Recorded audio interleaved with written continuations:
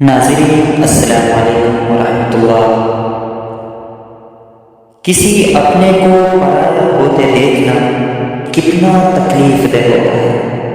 انسان بے بس ہو جاتا ہے جب اسے چھوڑنا بھی ناممکن ہو اور اسے پانا بھی ناممکن ہو۔ اب رشتوں کے ٹوٹ جانے، لوگوں کے بدل جانے، ان کے چلے جانے یا مطلب پورا ہونے پر چھوڑ دینے پر حیرت بھی نہیں ہوتی، کیونکہ سمجھ میں آ گیا ہے کہ دنیا اسی کا نام ہے۔ اگر آپ اندر سے مضبوط ہیں تو تمام مشکلیں آسان ہو جاتی ہیں، اور اگر آپ کمزور ہیں تو تمام آسان چیزیں بھی مشکل بن جاتی ہیں۔